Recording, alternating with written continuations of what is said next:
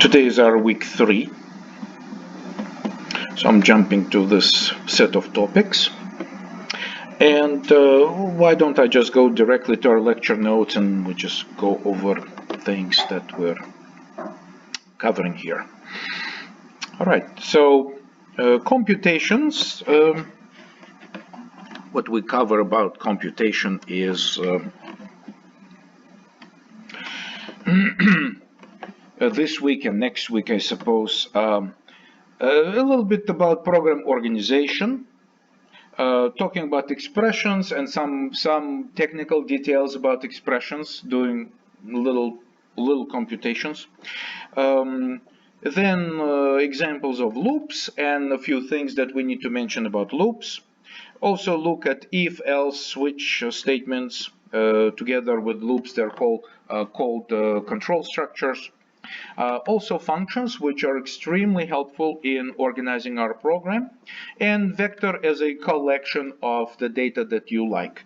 With loops, vector provides a very flexible, convenient place to store values in a loop which repeats similar steps. All right, so let's just jump to the topics and expressions. Right, in general, are implementing our formulas. Everything that we see here, this is an expression, right? This is an expression. This over here is also an expression, right? This entire thing is an expression. It computes. Expression takes some inputs, does computation, returns specific data type result, and then we continue using this result. So these are some of the examples here. And computation generally can be viewed as some number crunching with some input and some output. And then with this output, we can continue using other formulas and number crunching, and that's until we're done.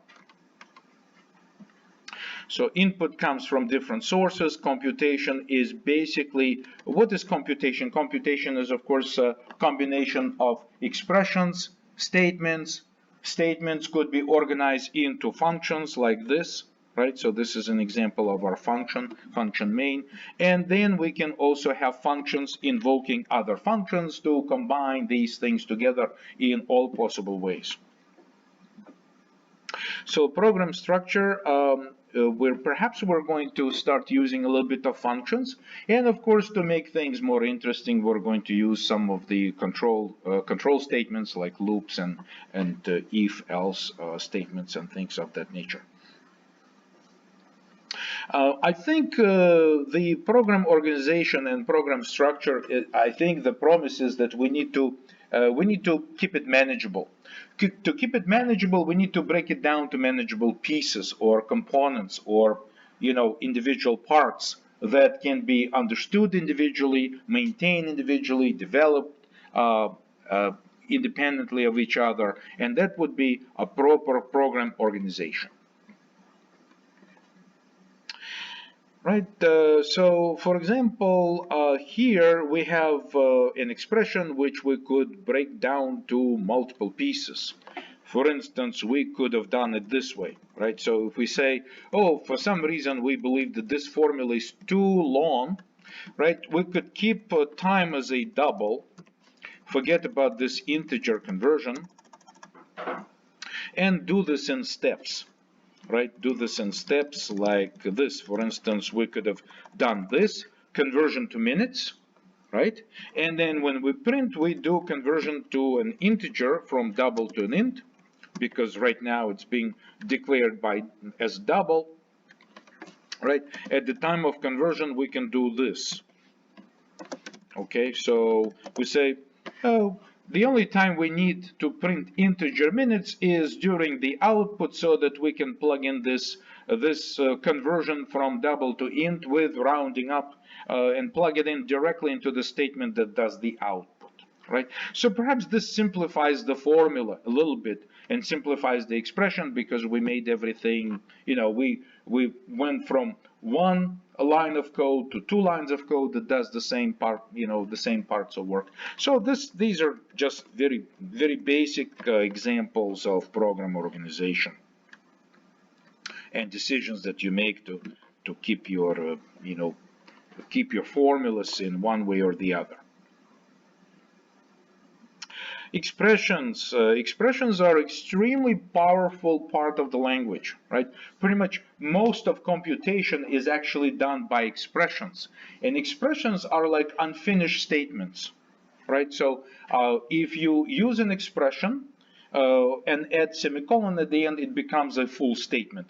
But inside, everything inside the statement is an expression. So again, expressions can be absolutely trivial, like hard-coded value, like this. Length equals 20, right? So we call it a literal value. The value which is expressed directly as a number, all right? But in its own piece, it's an expression, and of course, every expression has the type, and this is clearly the type when you specify numeric value like this. Inside C++ programming language, the type of numeric literal like this without fractional part is treated as an integer. So this is plain and simple integer value. Another integer value, and this is an expression which does multiplication of two pieces, and it's an expression, right? If for example I do my computation, I could do it like this. I can say time equals 0.0 to keep double, and then in the separate step do it like this, just for the sake of sample.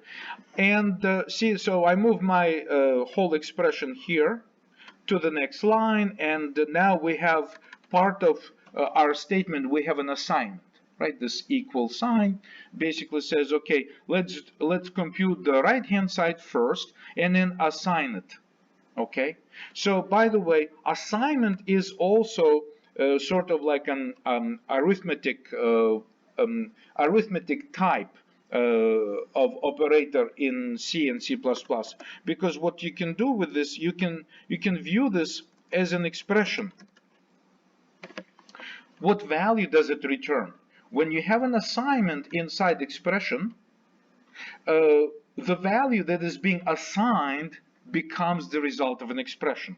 So for instance, I can now say double another time, right? Time 2 equals this. Okay, so I can now use the result of this this computation and assignment as a result to initialize another variable time 2. Okay, and you can even remove this, remove the parentheses like this. I'll just, to clarify, I'll do it also on a separate line, and right here I just say time 2 equals 0.0. And now you see that I am using time 2 and time and chain assignment statements to get this result and store this result in both of these variables.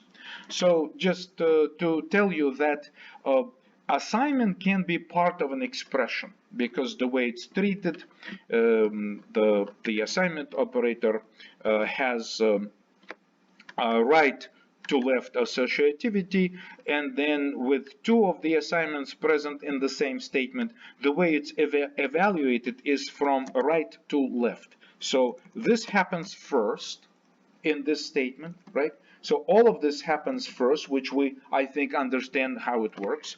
This gets computed, right? And then the result is stored in variable time. And then we say, oh, by the way, we're not done yet. We still would like to initialize another variable named time 2. And when we do this, the result of this assignment is used to continue initialization of the second variable. So just kind of strange behavior of an assignment, a little bit strange, right? But it's very convenient because of the the structure of operators, you don't have to use this, and you can basically say time 3 equals and more and more and more. So you can essentially chain assignments like this in one statement. It works, right? Because the assignment is treated in as an arithmetic operator in this context. Okay. So anyway, I just wanted to highlight this for you. That assignment is also part of an expression. And like I say, this is a big expression right here, and by adding a semicolon at the end of it, what happens is that it becomes a full, complete statement. All right, so back to some of these topics here.